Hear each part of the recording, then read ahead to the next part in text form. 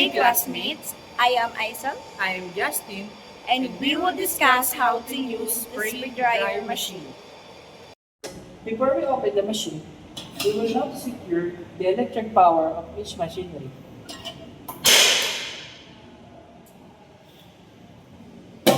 To begin with, do you know what is a spray dryer machine? It is a compact blood-brain spray dryer used for RD and producing small amount of powders from a solvent-based solution. Functions by optimizing feed into droplets, mixing with the heated air evaporation, and separating the resulting powder via a cyclone or back filter. It is commonly used for producing food powders, milk, coffee, and chemical materials. It provides high drying speed and uniformly, typically evaporating 95 to 98% of water in just a second. Let's discuss the components of the spray dryer.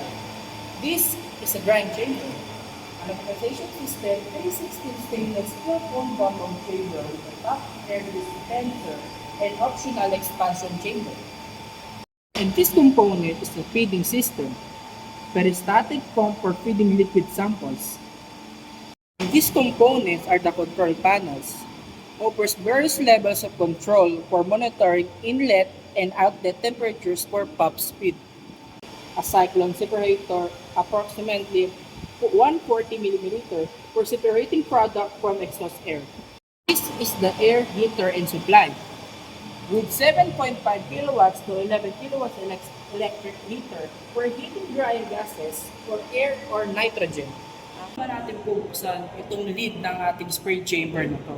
So una, may makikita tayo lever na dito which is magpa-pump siya ng air para mabuksan itong lid.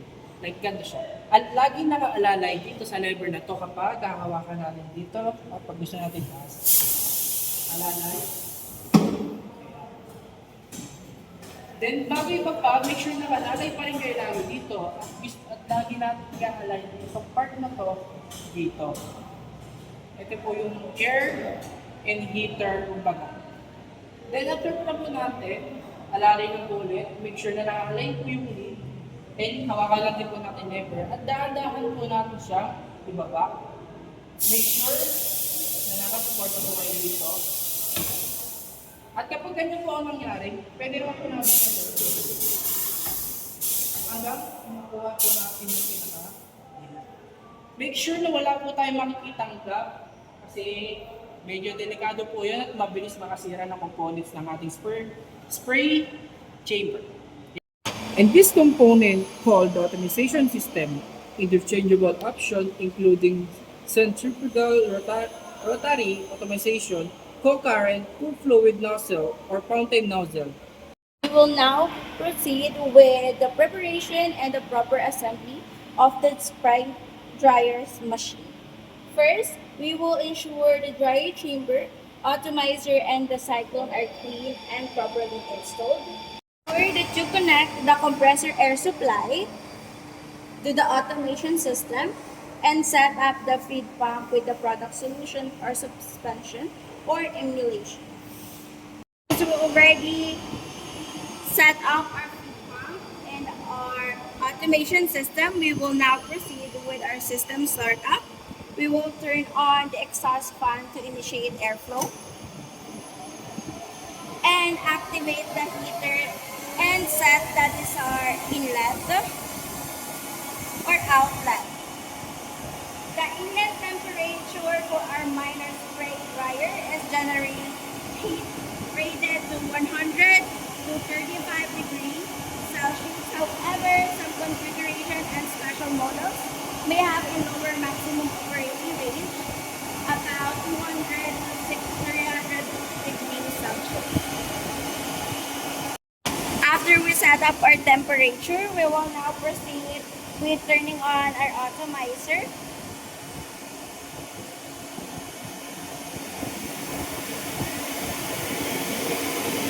And you can look here if the atomizer is already starting.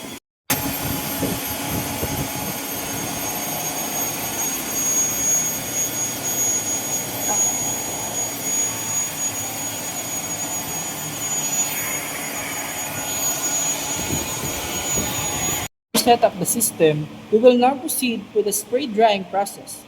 Start the feed pump to introduce the liquid in the automation system.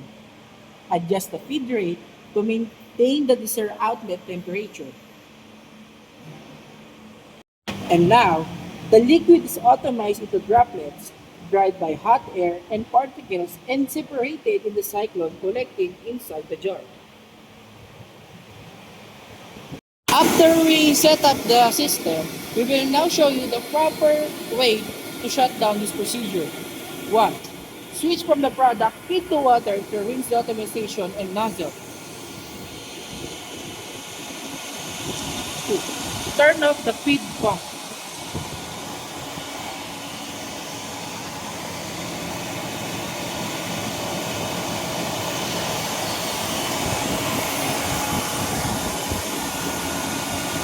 3.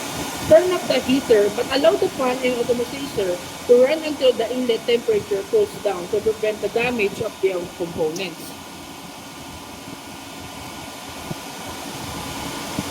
Shut down the fan and compressed air.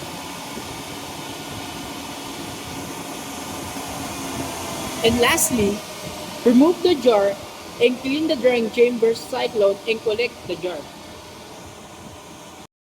And now I will be discussing on how the process for liquid into powder using the spray dryer machine.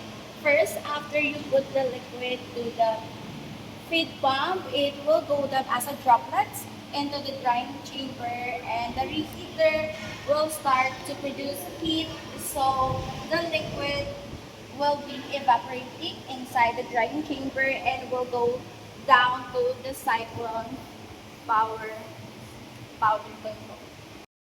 This part here is the inlet temperature and here is the outlet temperature. And that's how you use the spray drying machine. And again, this is Aisel. This is Justin. And thank you for watching and listening to our video. Good Goodbye, day, classmates. classmates.